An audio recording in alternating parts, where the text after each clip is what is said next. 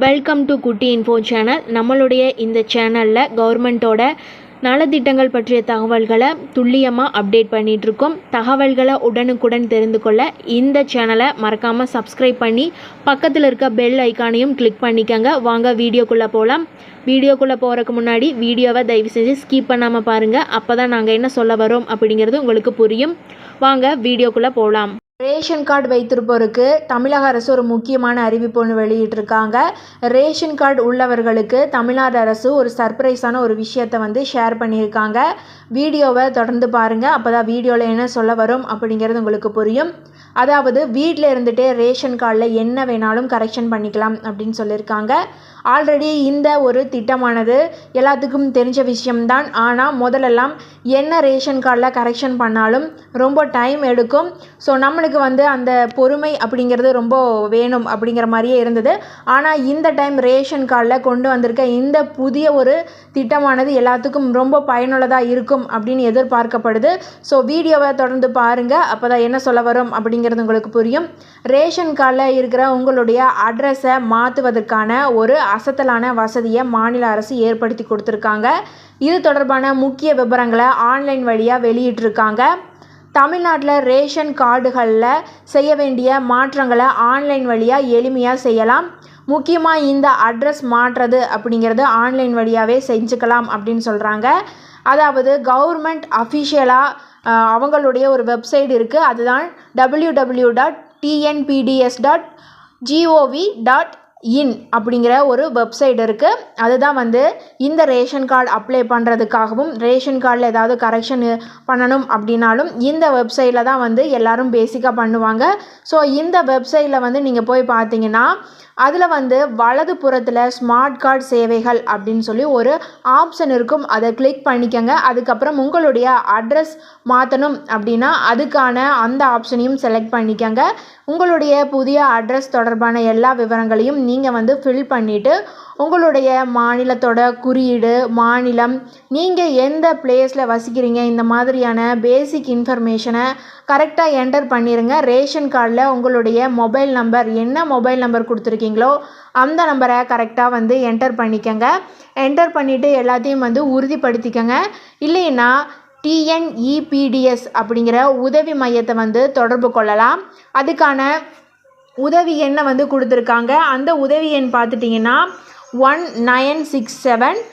அதுவும் இல்லாமல் இன்னொரு நம்பர் கொடுத்துருக்காங்க. அதுதான் 180042555901. இந்த 2 நம்பரை யூஸ் பண்ணி நாம் ஃப்ரீ டோன்லேயே இது ஃப்ரீ டோன் தான். ஸோ நீங்கள் ஃப்ரீயாக கால் பண்ணி கேட்டுக்கலாம். அவங்களும் நம்மளுக்கு ஹெல்ப் பண்ணுவாங்க. அதே போல் இந்த முகவரியை மாற்றுறதுக்கு அதிக நேரம் எடுக்காது அப்படின்னு சொல்கிறாங்க. வழக்கமாக முகவரியை புதுப்பிக்கிறதுக்கு 15 நாள்லேருந்து 30 நாள் ஆகும் அப்படின்னு சொல்கிறாங்க.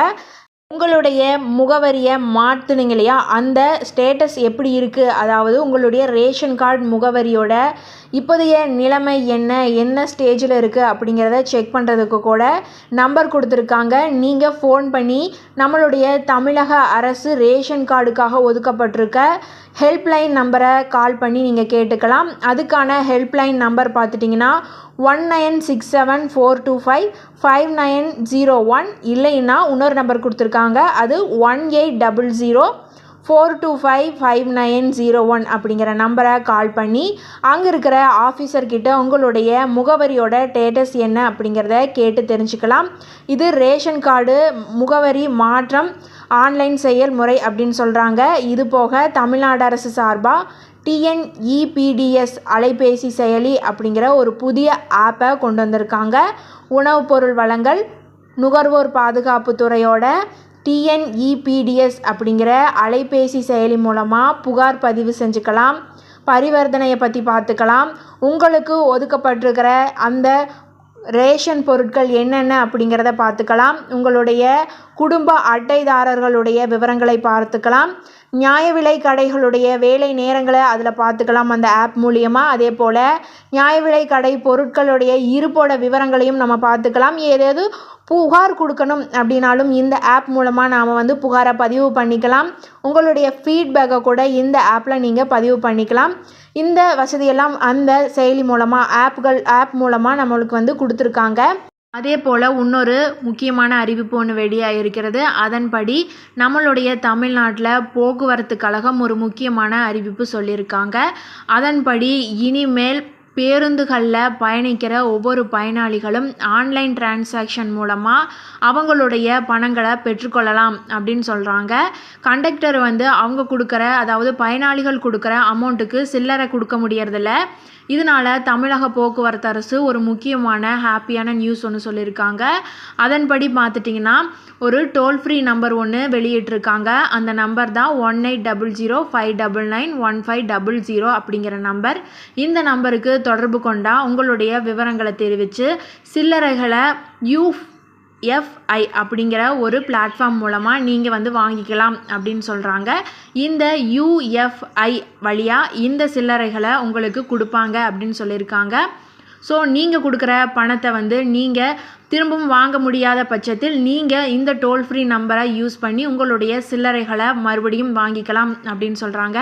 இந்த தகவல் உங்களுக்கு பயனுள்ளதாக இருந்தால் மறக்காமல் இந்த சேனலை சப்ஸ்கிரைப் பண்ணி உங்களுடைய ஃப்ரெண்ட்ஸ் அண்ட் ஃபேமிலிக்கு இந்த வீடியோவை ஷேர் பண்ணி விட்டுருங்க. முடிஞ்சால் இந்த வீடியோக்கு ஒரு லைக் மட்டும் போட்டு சப்போர்ட் பண்ணுங்கள். நன்றி.